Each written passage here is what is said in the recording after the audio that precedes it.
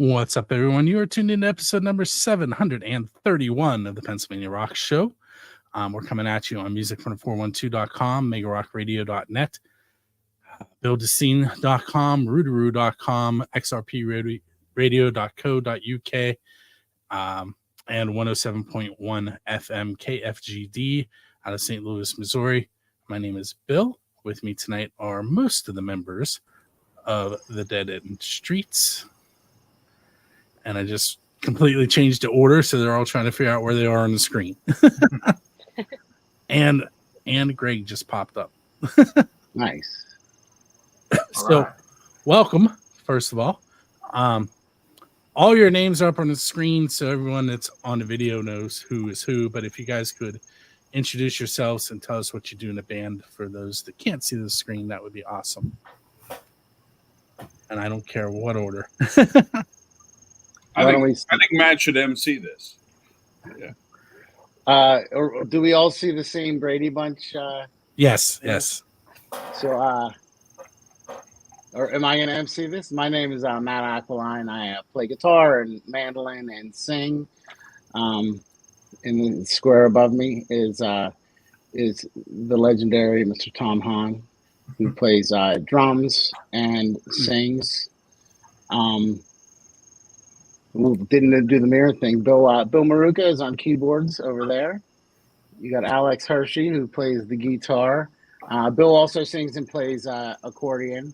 And then below me, you have Greg Eggert, who plays the trumpet and sings. And up there is the Heather Catley, who sings and plays guitar.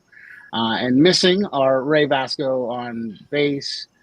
And who else are missing? Hannah Berry on saxophone, and I think that's all that's missing. You at Rock for Life, you guys were the only band that had to go way up on the hill to get a picture of everybody. Yeah, it was like a panoramic shot. Yes. Yeah. Proud of that. So I don't know if you've listened to the show, but some of my questions are a little not normal. Not in a bad way, just not what you expect to be asked on a radio show. But we're going to start out with an easy one first. If somebody would like to explain where the band name came from. By easy, I mean not like the other ones.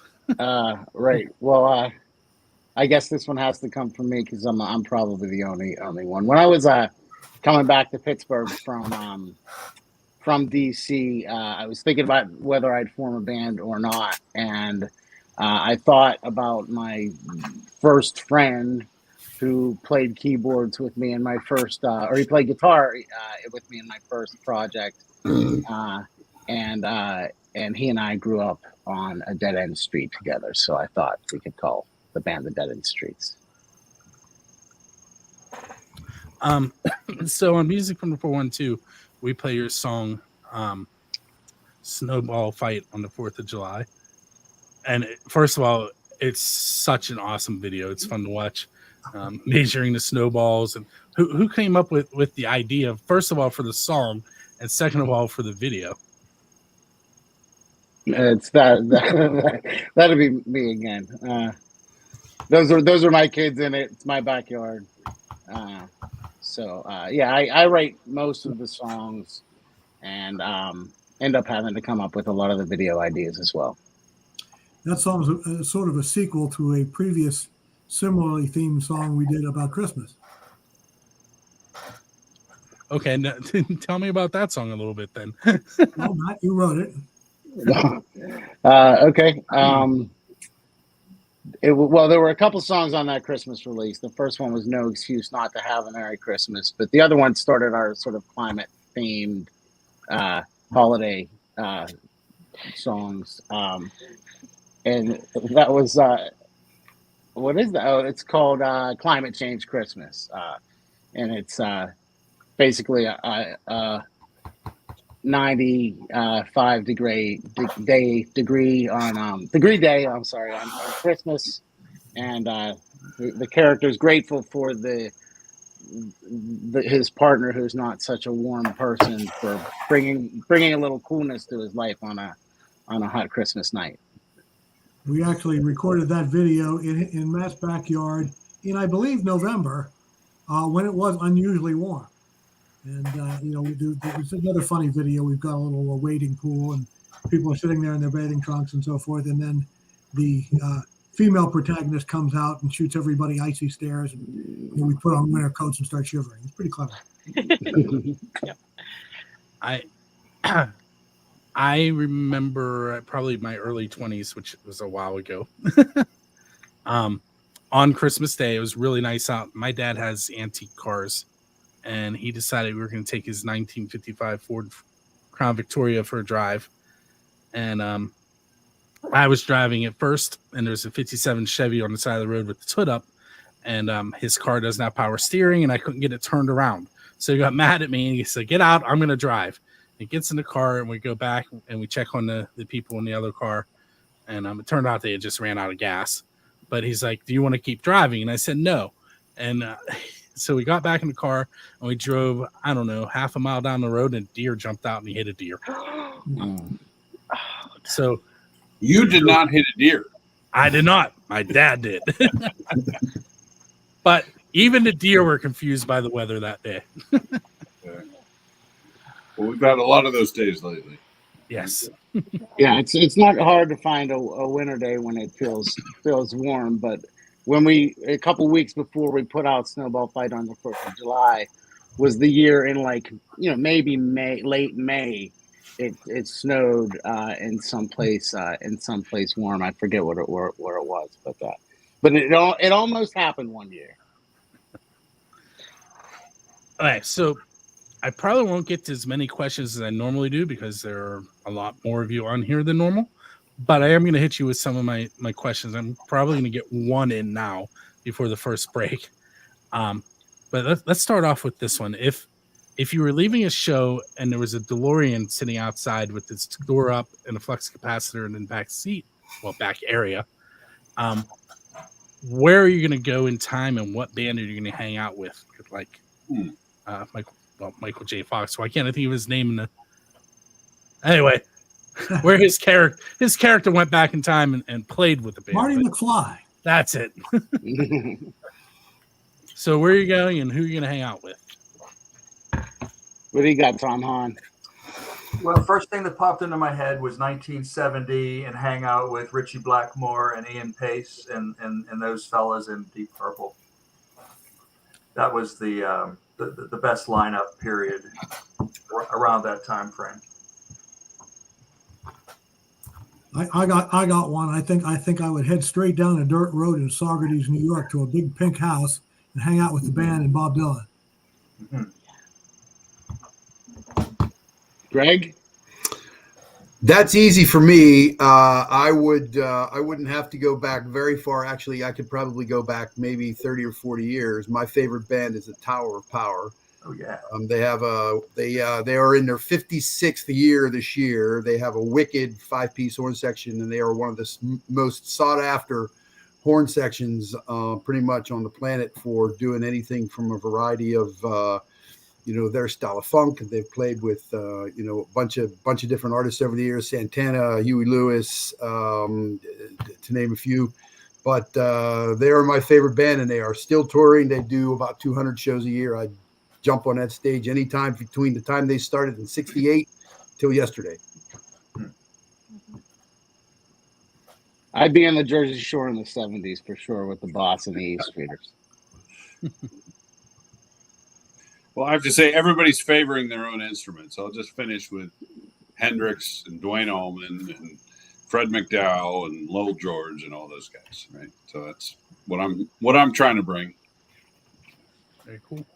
Yeah, I think I would go probably hang out with Ella Fitzgerald.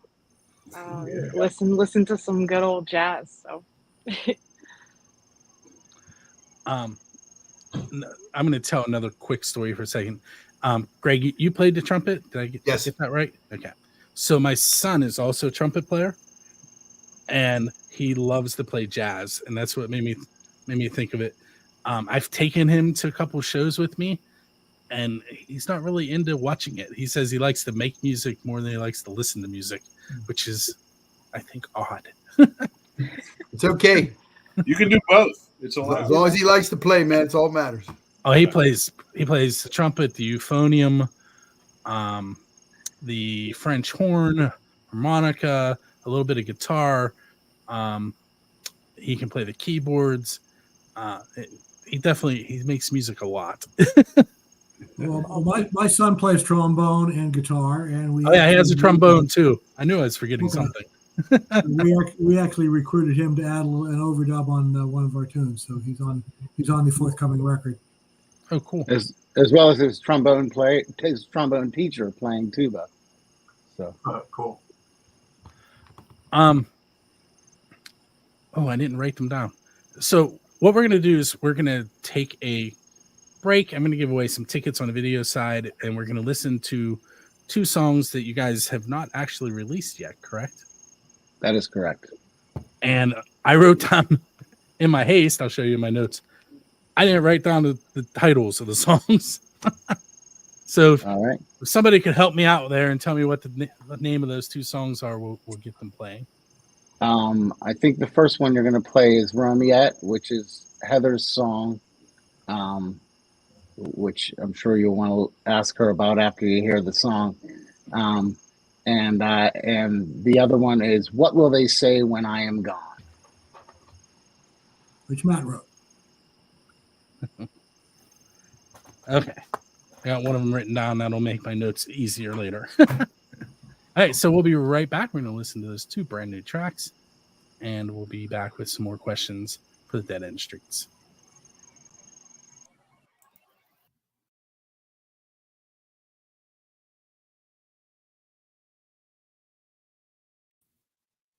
Okay, so I am back to give away, not you. There are 4 people who signed up for tickets from Drusky Entertainment each week. Music from 412 has 2 tickets to give away to select Drusky Entertainment shows. This one happens to be for Bowling for Soup on the 28th at the completely blanked. The theater in Greensburg. Someone will, as soon as I'm done, I will remember the name of that.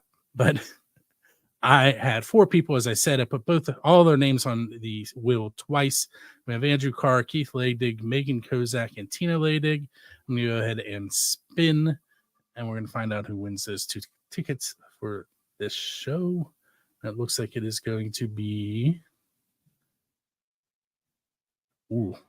Tina Leydig, right on the line. So Tina will receive an email later tonight with the information on how to get those tickets. And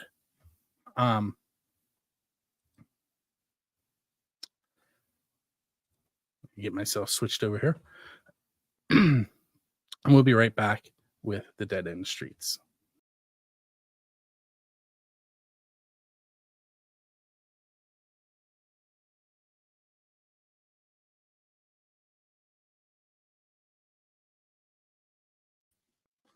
And we're back on episode 731 of the Pennsylvania Rock Show. We just listened to 2 brand new tracks from the Dead End Streets. And Romiette was one, and the other one was like a long name that I still can't remember. We will help me in. What Will They Say When I Am Gone? Thank you.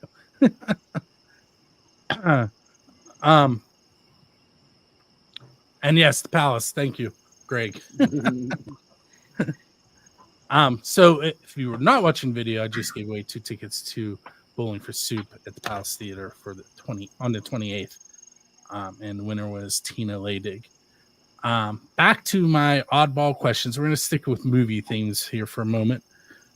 So you're sitting on a bench next to a stranger, like Forrest Gump.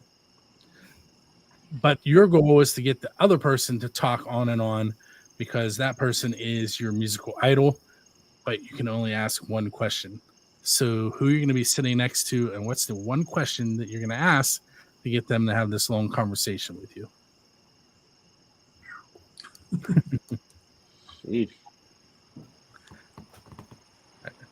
I feel like I should cue the Jeopardy song. I'm gonna point to the winner there. Greg's the winner. All right. No, Alex is the winner. I'm the winner. Yeah, go first. You go first. We might not all go on this one. I can tell you that much. Yeah, this is a tough question. I mean, obviously, I mentioned the themes I went through before. It's the same kind of thing. I'd go back to Dwayne Allman probably, and he had a long experience in Muscle Shoals as a session musician, and he had a lot of exposure to the R&B scene as a result of that, and he ended up building something that was much bigger. I love that scene, don't get me wrong, but he had a lot of ambition, and we didn't end up getting to see where it would have gone overall. So I'd probably sit on a bench and ask him where he thought it would be in 10 or 15 years, because those 10 or 15 years never happened. Anybody else have a thought for that one? I got a couple in terms of heroes / influences that I'd love to hear talk. One is Keith Richards, because he's just a raconteur, and no matter what you asked him, I think he would have something very entertaining to say. Another would be Jerry Garcia, very bright guy, and he once again, you get him going, he would keep on talking. I'd probably like to hear about his influences. Mine's always going to be Springsteen. So, and I would probably just say, Bruce, talk to me forever, please. It was a question. I was being a question. Bruce, will you please talk to me forever? Anyway. No one else? Anyone? Yeah, I'm a little different than all of you old rockers. As a horn player, I've got a lot of influences over the years. And my favorite trumpet player of all time has always been Doc Severinsen, because he's exceptionally versatile. He's a showman. He's a sweetheart of a guy. I had the opportunity to meet him last year at his very final show on his when he was 95. But I would love to sit down and just chat with Doc, man, about everything, anywhere from technique, the horns. I play one of his horns, technique to shows, to tunes, to his influences, to whatever. And he's a great guy, man. He's a fantastic horn player and absolutely my favorite. I think I would probably sit down and have a chat with Buddy Guy. I just, he's been playing for a long time, and I would want to hear, what it's like, from where you started to where you are now. Tell me about what you've seen, the changes, how that's affected you as a blues musician. So I think I'd like to have a chat with Buddy Guy. And sorry, go ahead. I was going to say I have a lot, like Alex has a long list. I guess if I had to nail one down, it would be Buddy Rich. And I think if I would just get him talking and say, tell me about yourself. How'd you get started? And tell me about when you were 5 or 6 years old, performing professionally and stuff like that. I think he would hopefully be in a good mood for it. Or you could just listen to the bus tapes. You're right. That's when he's not in such a great mood. So I don't want to make Heather jealous, but Buddy Guy is on the short list of celebrities that I have peed right next to. He's Lucky you. I'm the only other one. Yeah. Lynn Swan on my way to my honeymoon. Him and Lynn Swan, that's the two. He has a restaurant in Chicago that he lives above, and I went there and sat there hoping he was going to come down, but they did say he was there that day, but he never came down. But that is exactly where I had peed next to him. There you go. In his bar in Chicago. That's awesome. The only thing I didn't like about his restaurant was that they served RC Cola. Everything else was so cool. Southern thing. All right, so this one could be tricky, but I'm going to ask it, and you can all be mad at me. So you've probably been asked a question about something embarrassing that's happened to you when you were playing.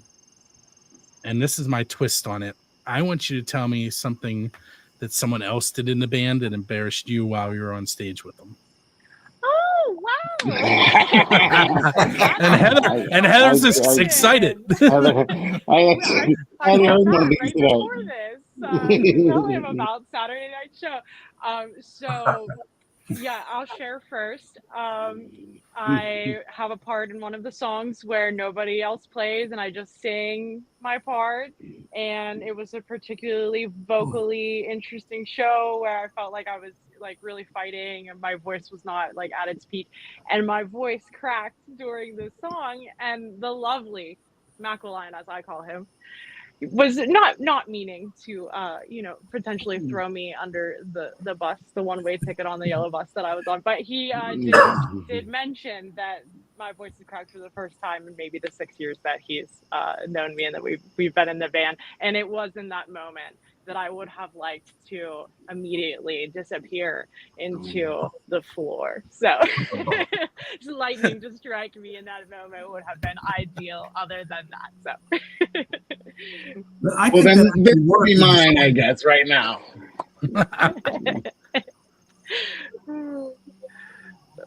Sorry, go ahead, Bill. Oh, I was telling Heather, I think that actually worked in the song. You should leave it in. A little additional emotional power. There we go. We could call it that, yes. And I meant it as a compliment. Yes, I'm sure you did that. In the moment, though. Listen, I'll just say I don't have an example for this band. I'm in a couple bands, and I have examples in other bands, mostly related to lack of preparation.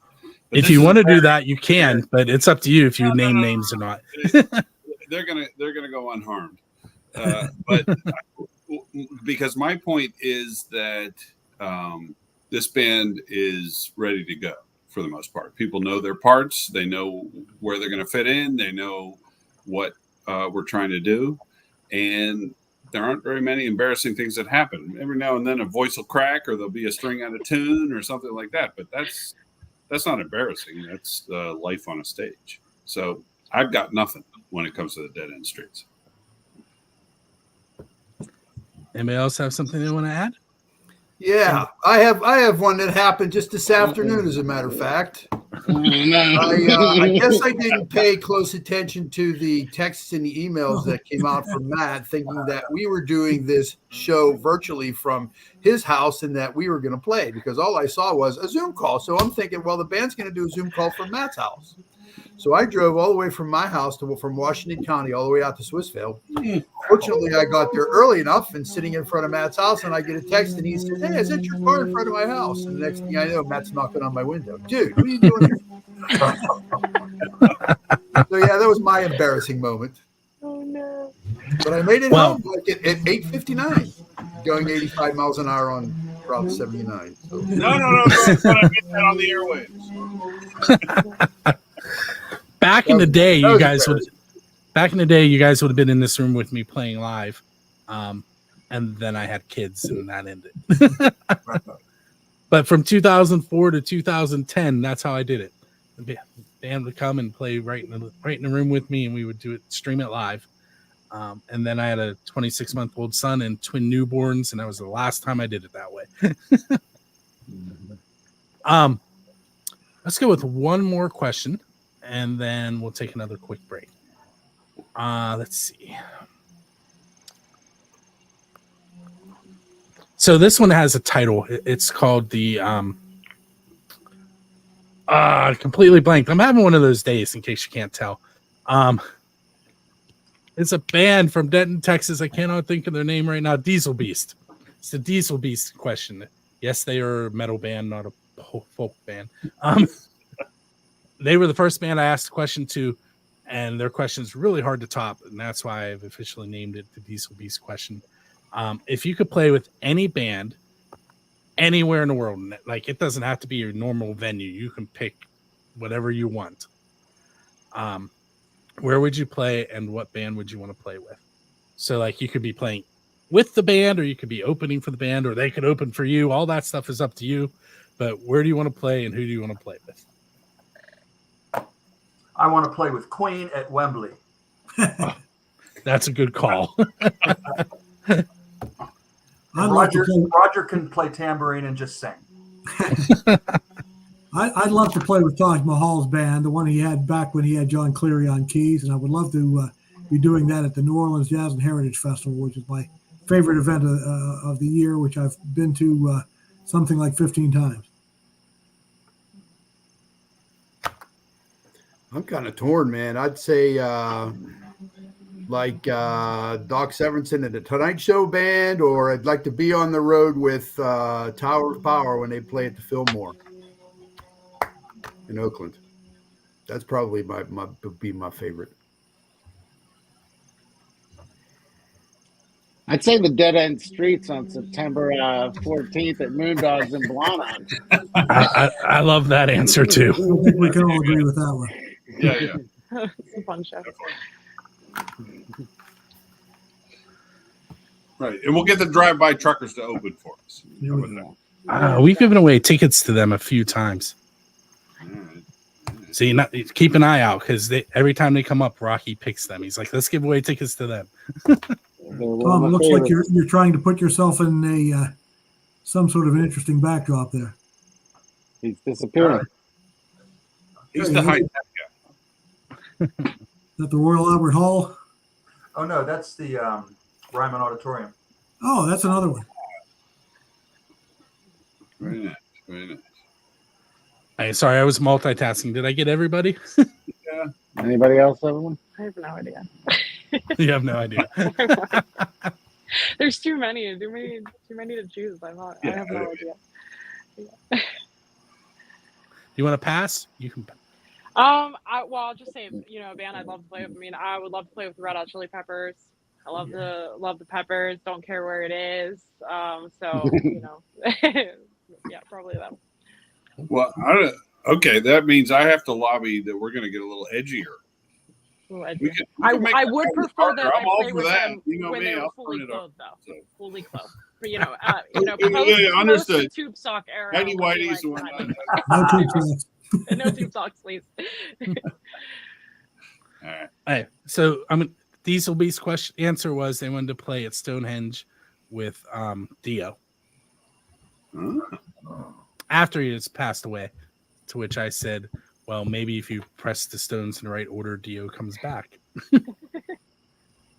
But all right, so we're going to take our second break, and we will be right back with the Dead End Streets.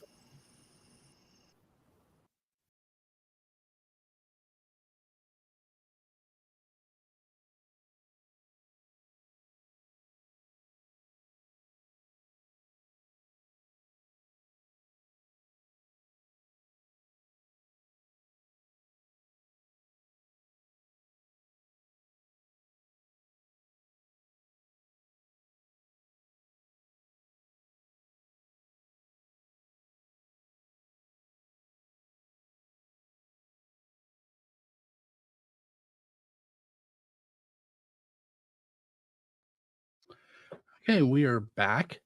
You just listened to a song by AKA Scarecrow Project. The title of that track was Unscarred. With me for the third segment tonight are the members of the Dead End Streets.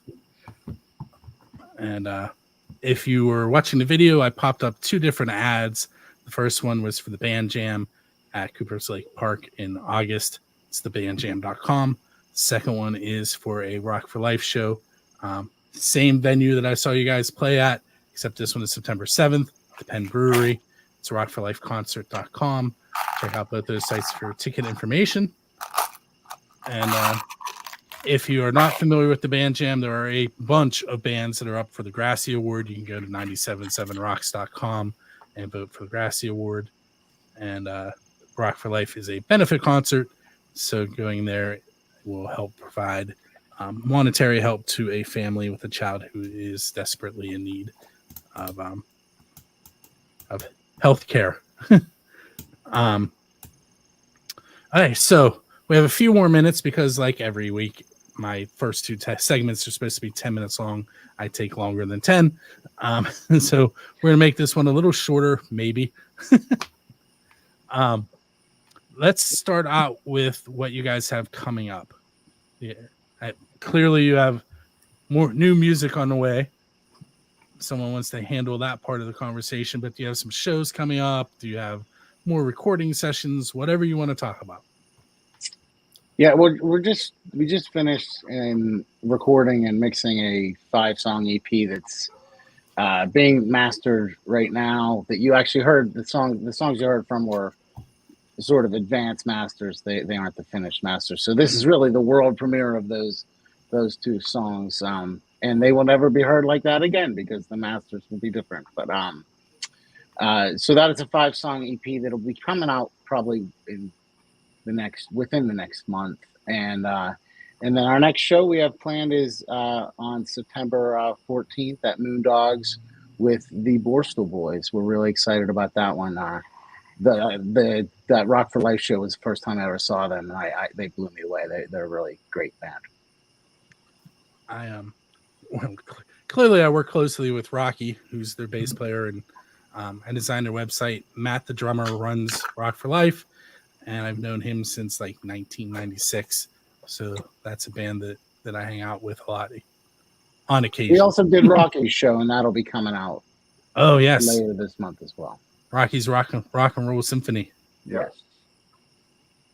Yeah, that was a lot of fun. We had quite impressive the quality of the production values there. I think he had like 7 or 8 cameras going, and I'm really excited to see what the final product looks like. And there's ATM switcher, and I don't know if he took you into like the green room area, but we have a little radio station set up there too. That was my part of that.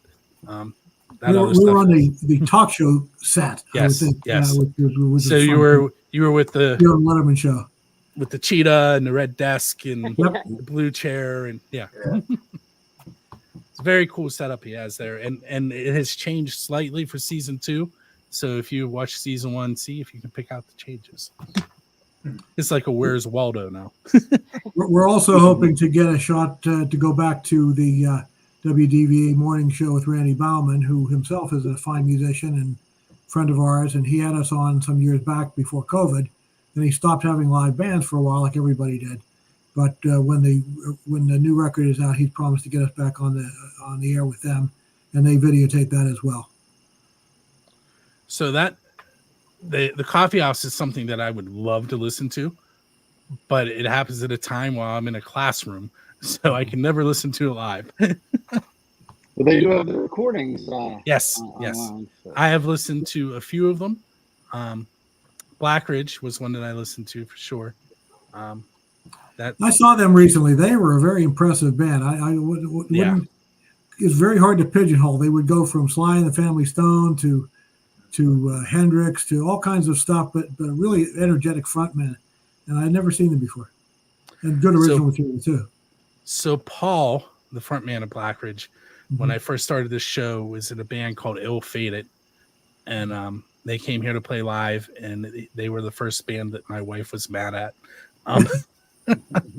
because originally it was supposed to be you showed up and played acoustic; those were the rules, and he did not tell the band that it was acoustic, and they showed up with full stage setup, and we did an electric show in my living room, and it went off well. So then we did electric after that, and that's why she was mad at them. I think they might have as many members as we do, or if not pretty close. They were a pretty good sized band, and they were fun. I think there's 2 guitars, a bass, sax, keys, keyboard, drums. Did I forget anything? I think that might be the front guy. Well, I don't think he played anything. He just sang. He does not. Yeah, but he was bouncing all over the place. A lot of energy. Yeah, and I think he might. We're excited to add. The horns, Greg and Hannah, are sort of a new permanent addition, and it's been a good way to fill out the sound and make for more activity on our front. It gives us a little more of a distinctive flavor. Yeah, the first time I ever saw a band with horns was a ska band called the Masters of the Universe, and I saw him at the Hard Rock Cafe. And at the time, I had convinced myself that I didn't like ska, but I've since been back to the Hard Rock, and I think it's just I don't like their sound system. They're never going to let me in there again. They will. They need the business. Let's go with one more quick question, and then one. I'm going to give you one more like oddball question, and then I have one more question. Will be done. So 2 more questions. Oh no, I got to do 3. I forgot one. All right, so I have these 2 questions. One is the official build a scene question. The second one is the unofficial build a scene question. Then I have that last one. So the official build a scene question is, who is your Dave Grohl? And by that I mean, who do you want to go up on stage with and perform one of their originals? Because the Foo Fighters pull people out of the crowd all the time. Well, I read almost all of the songs, so we already do it for me. It's Heather's, because the song that you played earlier tonight of Heather's has been like it's been a favorite of everybody who's played in this band, since the first time each of us have heard it. It's just a fun song to play, and it's really well written. So that's my choice. Okay. Anyone else, or we want to move quickly? Everyone's shrugging. I'll go up and take a solo to anything, anytime. So it's really hard to narrow it down. I think I'd probably pick Jack Johnson. I'm just rehearsing in my car every time, just waiting for the moment that he decides he needs a little extra harmony on a couple of those. So, whenever he's ready, I'm ready. I think he meant in this band. I think he meant in this band. Didn't you mean in this band? In this band? No. I meant you meant in this band. Oh, see, I was impressed with your answer, and now you're gonna. Yeah. Well, no, I mean, Dave Grohl does play with everybody. I know. All right, everybody good? Yeah, I'll stick with Heather. What the heck? Thanks. Although if Bill Payne ever wants a night off, I'd be happy to jump up there with Little Feat. Yeah. There you go. All right, so this next one might be the hardest question I ask all night. It's because you're a musician. What is the best pizza that you have eaten? So you have to relate it to like a recording session or at a show or on your way to or from a show. Lower Manhattan. I forget the name of the joint, but it was typical, New York style flat pizza, but it was very good and I was starving. That's an easy one for me. I live in Washington County, and there's a place that's it's called V&V Scratch Kitchen. Everything is farm to table, and they just opened a brick oven pizzeria. And Saturdays and Sundays, you can't even get close to the place. And it is by far, no doubt about it, the best pizza I've ever eaten, ever. Right down the street from me. All kind of gourmet pizzas. It's awesome. I'd bring some to rehearsal, but it'll be gone before I get there. I got a rehearsal on Sunday mornings, and that's not necessarily prime pizza time. That's just 5 pizza time. You might be up from Saturday, right? That's right. I just came back from Italy, so my mind is clouded with delicious personal pizzas every night, basically. So, did you practice while you were there? That would no, and I will say I was worried about getting back in the action, and it's going okay so far. Although I haven't seen these guys yet. They are overdue for a visit from my excessively loud volume. So, unlike pizza, the American versions of us are better than the Italian versions. All right. I'm a Minios guy. Yeah, I'll go with that. I typically don't eat before singing during the show, so really any pizza that I get is quality, but typically a lot of places aren't open if we're playing late afterwards. So I'm a Della Cella's girl myself. Take a big pizza. You ever had Della Cella's in Verona?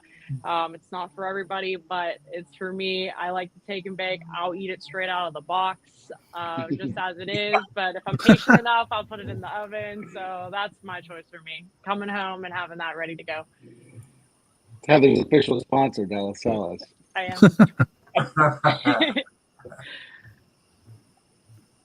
Okay. Last one. I I had your website up on the screen earlier. I'm going to put it back up, deadendstreets.com. Where else would you like people to go check you out?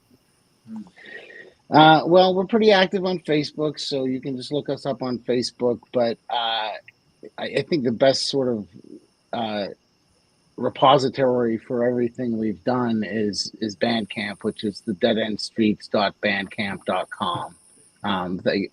We changed the name of the band, so even if you look for us on Spotify, you kind of have to search for all of our music, but it's all on Bandcamp. When we're on the various streaming services, I know we're pretty much everything's up on Spotify, and we work hard on this material. We don't expect people to buy hard copies of things much anymore. Although we did put out some hard copy CDs for our last couple of projects, but we do want to get this music heard, and hopefully people can find us. We're not hard to find online, so Dead End Streets Band will find us. Very cool. Well, I want to thank you guys for hanging out with me tonight. Pleasure. Thank you for having us. Thank you. Thank you, Bill. And for those of you that are new to the Pennsylvania Rock Show, in about 18 minutes, if you go to musicfrom412.com/radio, buildascene.com/radio, or xrpradio.co.uk, you'll be able to re-listen to the interview as well as all the songs I mentioned. And we have 2 more of those to follow up and end things with. These are both Get Out of Town bands, as was AKA Scarecrow Project. The last 2 tracks are Myron Hyman, Rock That Boogie, which is a blues track.